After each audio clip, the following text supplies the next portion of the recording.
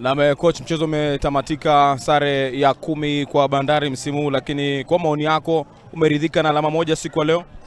Nadhani nimeridhika sana. Tulikuwa nyumbani, tulitarajia kupata alama 3. Lakini hii moja nadhani FC Leopards wame drop 2 points, sisi tumegain 1 point. Naweza sema 100% nimeridhika na hii point moja kwa sababu tangia mchezo uanze hadi dakika ya mwisho imekuwa ni FC Leopards against our keeper.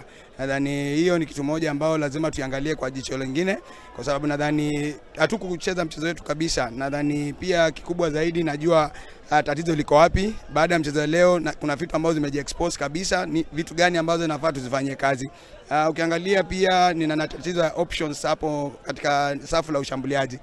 Ukiangalia nina wachezaji karibu 6-7 wako kwenye mchezo wa leo. So kwenye bench nilikuwa na youth karibu 3 ambao bado ninajaribu kuwajenga na katika mechi zinazokuja ndaanza kuwachezesha. Vile vile nilikuwa na almost 4 defenders pia kwa bench kwa sababu sikuwa na any other player ambao angekuja kwenye safu la bench So I think for hard luck for FC Leopards kwa sababu walistahili kushinda mchezo wa leo, walifanya kila kitu kupata ushindi. Sisi tunashukuru hii point moja na naweza sema kwamba ilikuwa one of the luckiest outing ambao tumewahi kuwa nayo kwa sababu ukiangalia imekuwa ngeleka 90 minutes. So lazima mchezaji pia tukae chini tujiulize ni nini tungefanya kumsaidia kipa wetu wa leo. But hiyo ni mchezo, vile nimesema kwamba nimekosa kidogo options katika maybe kipindi cha pili.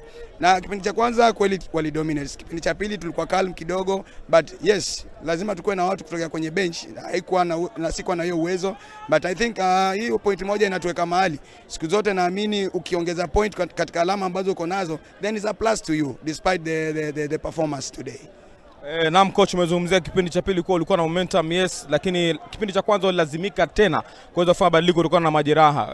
Umesema coach chako umekosa baadhi ya wachezaji kama kina Abdalla Hassan kwa majeraha, na hii Eric Nambalecho leo ikoje? Ni jeraha kubwa au litamweka nje pakubwa ama tutamwona ni shake off ya haraka tutakuwa amerudi kwenye kosi? Nadhani itakuwa wari yangu kubwa ukizingatia kwamba wakina Abdalla, wakina Beja, wakina William hawapo.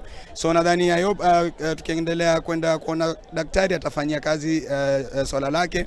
Maybe after doctor's report tutajua kwamba anarudi ama arudi, but naomba isikue kitu kikubwa kwa sababu tunamhitaji sasa hivi. Alikuwa ameanza vizuri dakika 10-15 za kwanza, alikuwa amejituma vizuri, so kumpoteza tena inakuwa tena ni pigo kubwa sana kwetu.